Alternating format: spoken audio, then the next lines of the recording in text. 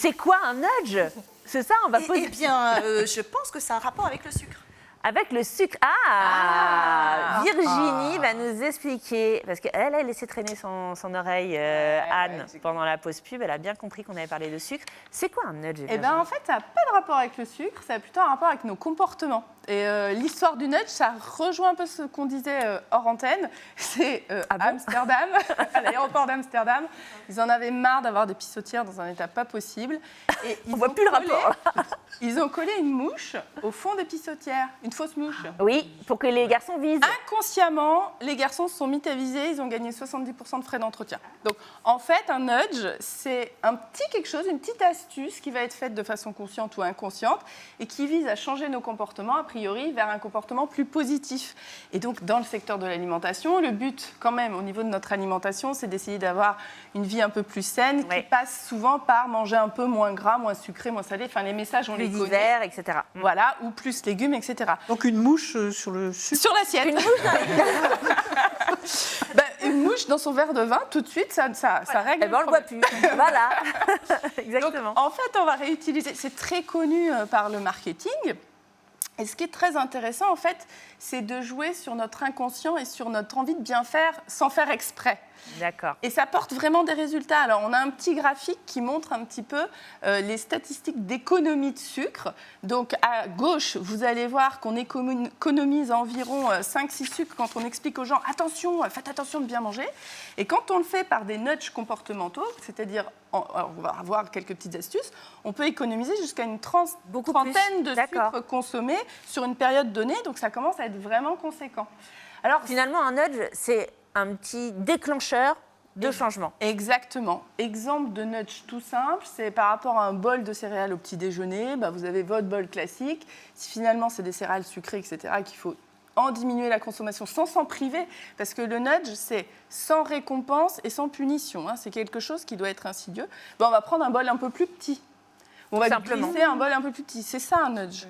Alors, parmi les nudges, on va jouer comme ça sur la gestion des portions. Donc, un aliment, par exemple, dont on sait qu'on doit en manger un peu moins. On va faire exprès de couper en petits morceaux, par exemple le fromage, la viande, des choses comme ça, et l'étaler un peu dans notre assiette. On le voit, on a l'impression d'en avoir, et on ne se rend pas compte qu'on en a moins. À l'inverse, quelque chose qu'on doit manger un petit peu plus, souvent les fruits et les légumes, là on va peut-être prendre un bol un peu plus grand, le mettre en scène et jouer là-dessus pour inciter à la consommation. Et un des nudges quand même les plus puissants, c'est de jouer avec le plaisir, c'est d'inciter au plaisir.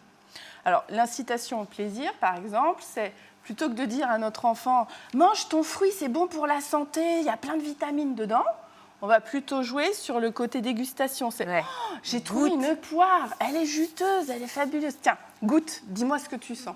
Ça va être vraiment de jouer sur notre émotionnel, dans le positif. Toujours, on va chercher aussi le côté positif et de faire passer des aliments par le jeu, par la couleur, par le goût ou par le bruit que ça peut faire. C'est pas cap, tu vas voir, quand tu vas croquer, tu vas entendre, ça fait un truc un peu bizarre.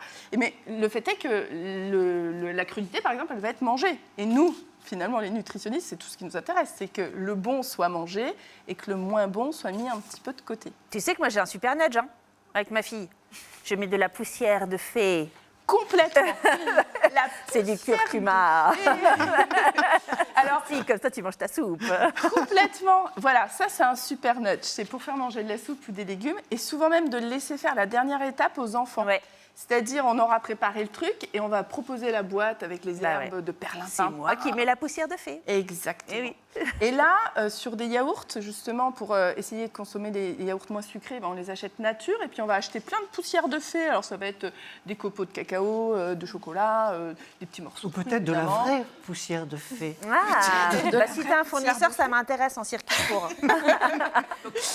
Et puis aussi, nous, en tant qu'adultes, on a besoin de se mettre des nudges. Clairement, quand on rentre du boulot, qu'on est fatigué, que le repas n'est pas prêt, le plus simple, c'est d'aller chercher des pâtes au fromage. Eh bien, si on avait anticipé un tout petit peu, par exemple, de la veille ou du week-end, une cuisson même si c'est juste une cuisson à la vapeur d'un légume. Là, comme ça, c'est tout fade. Mais c'est prêt dans le frigo dans une boîte. C'est un peu du batch cooking aussi. Donc, on n'aura plus qu'à le mettre en scène à la fin, au moment de manger le soir, ou ce sera prêt pour mettre dans une quiche, ou à la dernière minute, on rajoute effectivement le fromage, la pâte à tarte. Et on a besoin de se donner à soi-même aussi des petits coups de pouce. Donc, des petits nudges, c'est commencer dès soi-même à faire mieux, à avoir des bons comportements. Et tout ça dans la joie et la bonne humeur. Et je crois que c'est fondamental pour que ce soit durable. Après, ça passe en habitude de vie. Et il y a plein de gens qui ont le petit nudge, par exemple, de se dire, au lieu d'acheter ma grosse tablette de chocolat ou mon gros bac de glace, je vais l'acheter en petit pot, par exemple. Ouais, En petit chocolat individuel, en petite portion. Ça peut aider à cadrer. J'ai bien dit, ça peut aider. Ça marche pas. Je pensais aider à à cadrer. Non. Non, pas trop. Un gros petit morceau. Un gros petit morceau. Bah oui, mais si tu as fait d'autres trucs avant, bah c'est pas grave. Tu peux peut-être te faire un plus gros morceau si tu as mangé tes légumes que tu avais cuit vapeur pendant le week-end. Tout à fait, en fait, on peut Oui, jouer maman. Alors, on peut jouer sur l'équilibre, puis quand même, vraiment, c'est à tester quand j'achète le gros morceau qui fait 500 grammes, ou si ce petit morceau, ou si j'ai acheté en fait les petites bouchées au lutin du Père Noël, là, ceux qui font là, les petites amandes sympas, eh bien, en quantité, quand on compte, on finit par en manger quand même moins quand c'est en petit individuel que quand c'est en grosse portion. Et ça, c'est très intéressant. Donc, poudre de perlimpinpin, poussière de fée, tout ça, on y va à fond et avec nous-mêmes aussi. C'était le conseil de Virginie, notre nutritionniste. On retrouve Virginie sur le site reviviscence.com.